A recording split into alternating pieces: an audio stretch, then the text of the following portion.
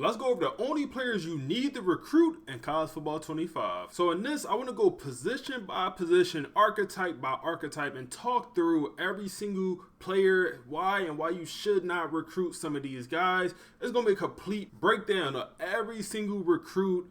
Even fullbacks and kickers will even do those as well. Appreciate all the love on the ebook/membership, man. Y'all going crazy. If y'all don't know, one-stop shop for everything Dynasty. All my Dynasty hits, tap in. 32 user online Dynasty. 50 hours go out to the winner every single year. A little bit everything spreadsheets. Tap in. First link down in the description. All right, so let's start off with the quarterback position, and none other than the regular scrambling quarterback. It's probably going to be in my last place.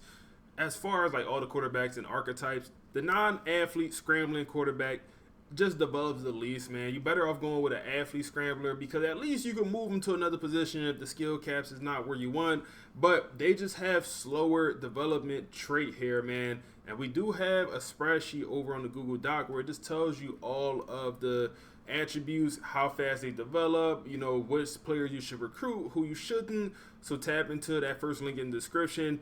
And the scrambling quarterback is probably going to be one of the worst, man. Just the regular scrambling.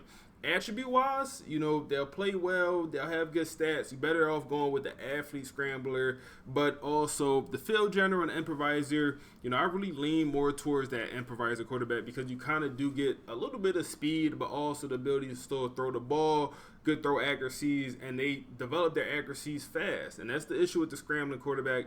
The accuracies usually take a little bit longer to develop because it's more expensive to upgrade. So therefore, you know, is no wrong choice, like I said, other than the regular scrambler, man. You better off going with the athlete scrambler. If you want a guy to get high in overall, lean more towards the field general or the improviser guys. If you want to have fun out there, just playing a game, you're playing every single game, you want to have fun, you probably best going off with the athlete scrambler. So no real wrong answer here. Is all just your preference and what you want for your quarterback. And actually, I think I want to go through this from this screen right here, man. This is all the players in the nation, and we're searching by quarterback. And I think this just shows a little bit better of how good some of these players can actually get. So you can see the tendency there on the right, and you can see the overall in the top right corner. I like to go by that top right corner overall because that's the overall without the tactician boost. And you see here, man, like we look at the top 5 to 7 quarterbacks in the league. They're all going to be improviser or field generals. You scroll, and you got to scroll down for a little bit, and you finally get to your first scrambling quarterback who's only at an 86 overall. And that's kind of what I noticed. They usually max out like 86, but like gameplay-wise, fun. Like this is a fun quarterback. 87 speed, good throw power, great throw power, accuracies in a solid spot. Nowhere near like these field general accuracies, man. Don't get it confused. Them field generals gonna have the best accuracies, and also they can get the solid speed, like 84 speed, and then you also got 93 throw power, 97 on the medium throw accuracy. Like this is a phenomenal quarterback. Dom Cobb is his name. You know, so but the scrambling quarterbacks could also be fun. You're going to sacrifice some accuracy for a little bit of speed. You're also going to get a little bit more throw power. But you know, like I said, you got to go with whatever you want for to have fun in your league and your dynasty.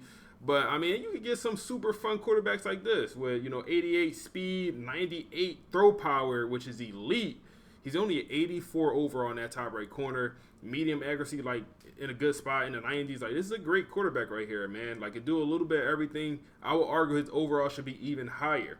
But then you get a quarterback like this, 99 medium throw accuracy. He's an 88 overall, and I mean, he's a great player. He's a great player. 82 speed is not horrible. That's enough, man. That's enough. Like, so it's no real wrong answer. It's just really what you prefer. Next, I want to move over to running back, and running back is almost like a free-for-all also, man. Like, it depends what you want. If you want a good running back because you play in every single game and you want a running back that's going to be fun, I would suggest going with the power back, man. I love the power back because I think they're the most fun to use in this game. Good trucking. Also, they could develop solid juking and spin move like this guy right here. Phenomenal running back. Good juking, good trucking, break tackle. You know, also got elite, maybe not elite speed, 93 for a running back. That's pretty elite. That's pretty good. 93 speed, especially for a power back. Overall, a great running back. He won't be able to catch the ball amazing, but I would probably say this is the best running back, this is the running back I would want to use for my dynasty out of all of these guys here. Even though you got some guys here with good speed, their trucking is never going to get to that point, and that's the gameplay I like. Guys that can run people over. But the thing about the power backs, they could also develop the, spin, the juke move, and the catching ability compared to a receiving back or elusive back. They're never going to develop the ability to truck, run people over like a power back would. But so that's the trade-off. Like, receiving backs, elusive backs usually get to a higher overall. I believe elusive backs develop the best from my experience. But, the power backs, they just don't develop as well. And you see here, man, like the top running backs in the league are all elusive or, receiving backs. And then you got to go down a little bit to get your first power back. Then you get another power back. But, most of these running backs up here, like out the top 25 running backs, it looks like it's 2 to 3 power backs. And, that should tell you a lot about getting high in overall. But obviously, overall is not everything. But it do matter in this game. And you do got 99 speed receiving back here, which is elite, but that's all he could do, run. Like, he literally trucking horrible, juking, spin move. Juke is not bad, but spin move bad. Like, trucking, he can catch the ball, but he's not a great running back in my opinion. He's just fast. When it comes to the athlete running backs, I truly believe any of those athlete running backs, whether it's the power back, receiving back, elusive back, all of those, you probably want to play on defense. Especially the power back, athlete power back, moving the D line. The athlete receiving back, cornerback, safety, I think they're best there. The athlete elusive back, sometimes they can only play offense, so you might either have to play them at receiver or running back. But if you want to actually running back, I suggest just recruiting a non-athlete. If you want a guy to play defense, go after the athlete running backs, but just go after a normal power back, receiving back, or elusive back for your running backs. Fullback. Blocking. That's all you need to know. Go with the blocking fullback, man. It's not really much else to discuss here. If you want a fullback, go for blocking. If you want to move like a running back to fullback, that's fine. Tight end, whatever. But if you actually recruiting fullback, go for blocking. Wide receivers here, man. Just know the physical threat wide receivers, I believe they develop the least, even though they could be fun. You get a 6'5" wide receiver, 6'4" wide receiver right here, 96 speed. But look how far down we had to go to get to them, man. They just don't develop as well as these other receivers from what I've experienced. Look here, we're at the top. All the best receivers in the league, and we literally got to go down 15, 20 spots to get the first physical wide receiver. And like I said, overall, it's not everything, man. It's not everything, but it is important. And if you want a fun receiver, you could go with a possession guy or a physical guy. And like I said, get you a guy like this with good catching, good speed, good solid route running, pretty good, not amazing.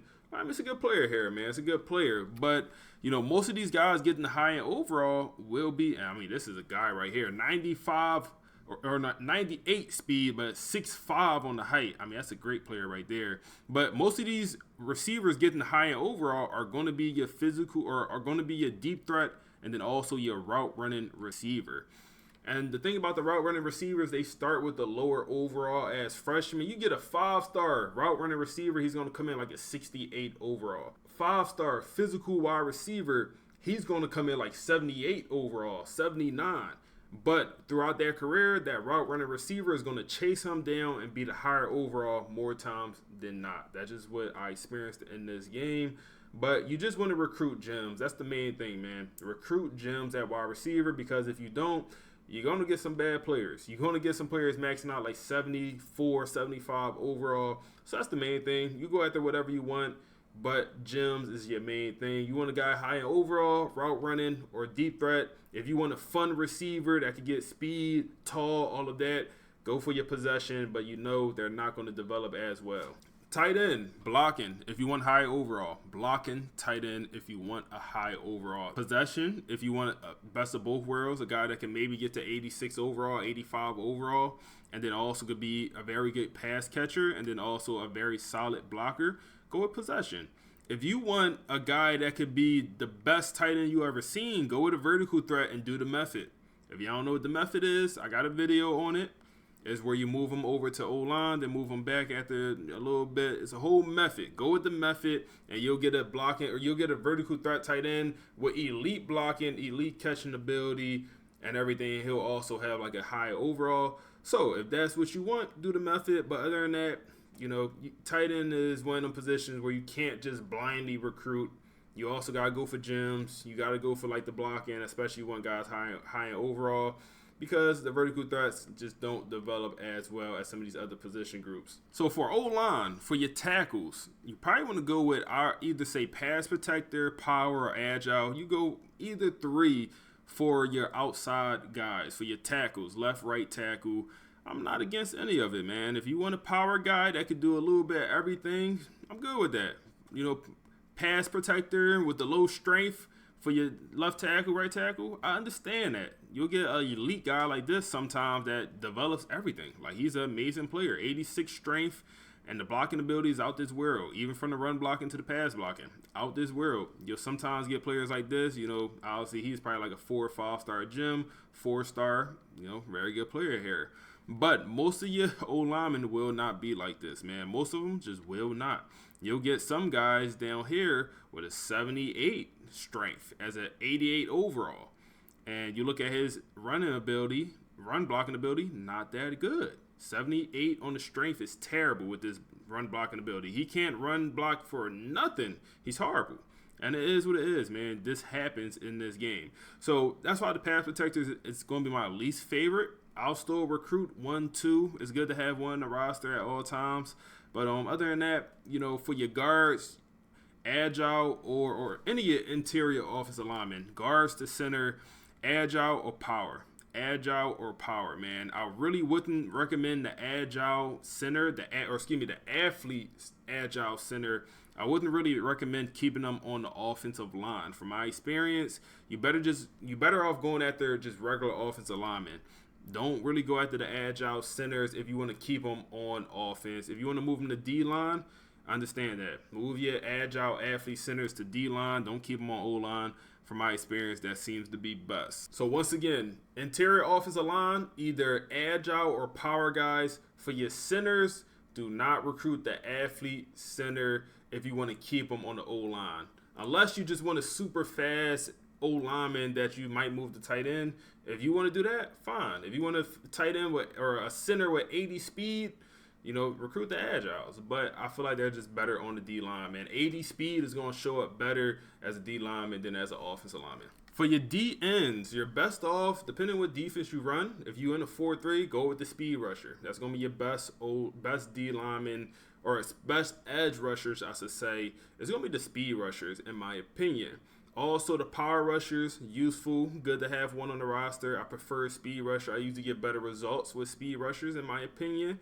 Run stoppers are good if you're running a 3-4. If you want to recruit run stopping DNs and move them to D tackle, also, I think that's the elite strategy. You see here, run stopper, 79 on the speed.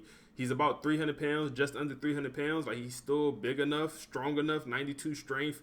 And then he also has, 93 on block shedding. Like, this is a great D lineman. You can move him to D tackle, and his overall might go up to 90. Like, he's at 88 now. He might be a 91, 92 overall D tackle. So the run stoppers has a use, especially if you move him to the inside. But it all depends what defense you're running. Like I said, but for the rushing the passer, I believe the speed rushers coming off the edge is going to be your best bet by a mile. To take that a step further, you probably want to go after, the athlete running backs or, move an athlete tight end to the D-line. Like, get a guy with elite speed. Like this guy right here on the screen, Dion. He is a running back that we moved over to the D-line. And you see he's the best D-lineman in the country right now, man. And that's how it goes. You look at the other defensive line position or the right end position, we also have the best right end in the country for, this is a Texas Tech rebuild we did. Go check out that video, dropped a couple days. Athletes only. And this right here was a middle linebacker, athlete middle linebacker that we moved to the D-line. He's 228 pounds, 6'1". A little bit smaller, but he's an elite defensive lineman. 87 speed, 94 strength, 93 power moves, 90 finesse moves, and 95 block shedding, 95 tackling, 92 hit power. Is this not the best D lineman you ever seen? No? Maybe it's not. Maybe I'm tripping.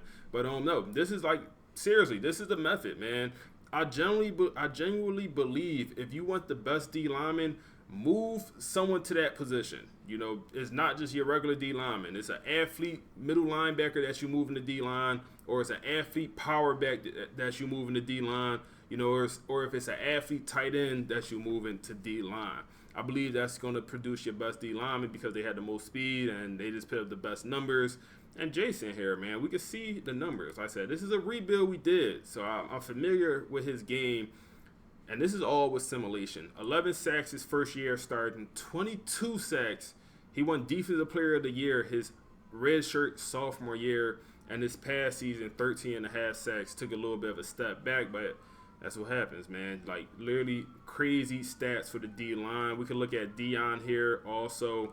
And like I said, he was a running back. He's only a 3-star. Normal development. He was a bust. He wasn't even a good player, man. He was a bust.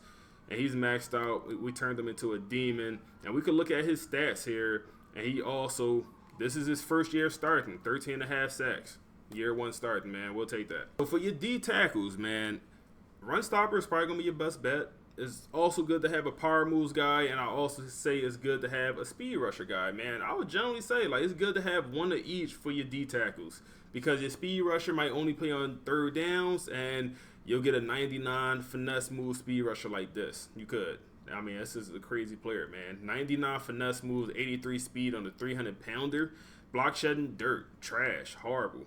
And that's what you get with these speed rushers, man. They're not every down players, in my opinion. You only want to play them on, you know, pass rushing snaps. And then, but the power rushers and the run stoppers can be every down players. And the thing about the run stoppers, some of them develop the ability to rush the passer. Not all of them, but some of them do. And then the power rushers, some of them develop the ability to stop the run. But the speed rushing D linemen, D tackles, I should say, they never develop the ability to stop the run, from my experience. They never develop that block shedding ability. Their strength might get high enough, but the block shedding just don't get high enough. We'll go to another one right here, 78 on the block shedding. Let's find the next speed rusher, 74 on the block shedding. I mean, go to the next one. You see, I mean, where is he at? 71 on the block shedding. I mean, 65 on the block shedding. You see, like these, and this is a senior. You know, some of these speed rushing D tackles, like I said, I wouldn't have them as every down players. I will only have them as third down players.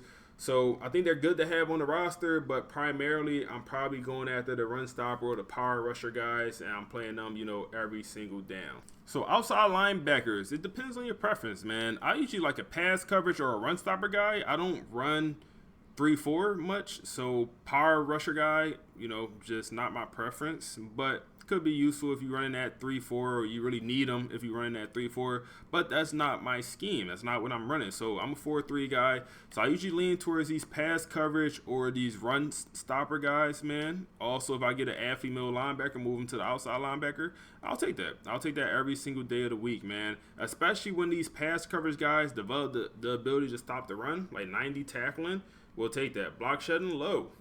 Block shedding is very low. Understand that.